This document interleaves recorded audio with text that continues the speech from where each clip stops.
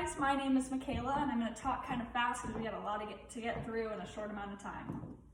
Now to start off this, how many of you guys love the idea of summer, sunlight, and soaking up that nice sun and just relaxing? Because I know I do. Now, how many of you guys get extremely, and I literally mean extremely, so annoyed when your mom is constantly badgering you to put on sunscreen? Go put on sunscreen all summer long. Because I do. Or I used to. And I'll tell you why I changed my mindset on why you need to listen to your mom. Basically, it's this thing called melanoma. Melanoma is a form of skin cancer that develops melanocytes, which also produce melanin, which is the pigment in your skin that produces your skin color. Basically, I'm going to explain the importance of it and why you need to learn more about melanoma and the symptoms, causes, treatments, and what you guys can do to learn more about it. Last year, I had a mole removed on my back for cosmetic reasons. I really wasn't worried about melanoma, and it wasn't really something that came to mind, even though I've had family history that includes melanoma. But after I got the surgery, I ended up getting a phone call from my doctor because they test every specimen that comes in, even if you go in there for different reasons other than health. So they tested it. I ended up having precancerous cells in that area, and if I let that skin sit, they were worried that melanoma was going to be a big risk in that area. So I had to go in and get a second surgery, which definitely changed my mindset, and I decided to learn more about how to take care of my skin and what to do, and I got more information from my doctor, which I'm going to share with you guys. Now, this is so important. The first thing I'm going to share with you guys is causes, and I got a little slide here for you guys. So here's a couple pictures. I'm not sure how well you guys can see that, but basically one of the most things that causes melanoma is UV rays. I'm sure we've all heard of that and where they comes from. It comes from the sun. The sun has UV rays, but also sun tanning beds. Now, these UV lights rays produce mutations in our skin that cause melanoma. Now, after learning that, how many of you guys don't want to use suntan beds anymore? Because when you're in the sun, it takes a lot of time to produce a tan and to burn, where when you're in a suntan booth, all it takes is 8 minutes to get a tan and a burn. Do you know how bad that is for your skin? I will literally never use a suntan bed after doing this research. Now the next thing is going to be skin color and hair color, which I'll get to that in a second. Skin color, as you can see, I have very fair skin. I'm very light. I feel like I look like snow sometimes, and I burn very easily. So again, people with very fair skin are more likely to develop these mutations because they burn so easily. Now, to the thing with red hair. This is so cool. There was a study done on mice where they dyed the mice's fur with red hair dye, and basically the mice developed malignant moles on their skin before being even exposed to UV rays. Now, the next time you think about dyeing your hair red, just think about that, because the pigment in the red hair dye is what causes those things to develop. Now, another thing, the third cause, basically genetics and history.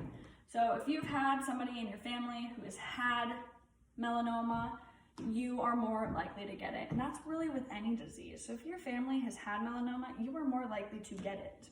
And that brings me to my final cause, which is moles. Somebody who has already a lot of moles, I have a lot of moles, you guys probably can't really see all of them, but I have moles all over my body, and that's a genetic thing. So that makes you also at a greater risk of developing moles. Now, if you're worried about a mole that you have, here are things to look out for, which brings me to my next thing, which is the symptoms. So basically, melanoma needs a medical diagnosis to see if you really have melanoma, but there are things you can look for and to see if you are worried about it. First thing, size.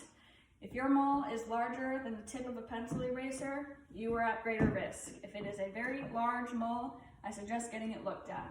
The next thing that you should worry about is, is shape of the mole. So if your mole is a perfect circle or something that has an irregular shape to it, and I'll get my slide out here for you. Basically, here are some moles. As you can see, this one is very large. These ones are in perfect shape. Some of these are looking more like blobs, if you will. And if you have a mole that looks like that, you are at greater risk of developing melanoma. Now, that brings me to my next thing, color. The color of your mole matters. If it is very dark in color, if it is multiple different colors, or if your mole is changing color over time, that is a sign, a huge sign, that you need to get it looked at. Now, this brings me to my final symptom. That is the feeling of your mole. Now, if your mole feels very scaly, very scratchy, if it itches, if it's peeling, or if it's even bleeding, that is another thing. My mole that I had, before I got it removed, I remember it peeling almost as if I had a sunburn on my mole, like when you get a sunburn and your skin peels. That's what my mole was doing. And it would also bleed and it'd be very painful. But I didn't know these things beforehand. So now I'm explaining to you guys to watch out for those things. And if you have a mole, please look at those. Now, moving on to treatments. So, first thing, most common, surgery. Basically what they do is they cut a football shape around the mole, and depending on the size of the mole is how big the incision and how deep they cut into your skin.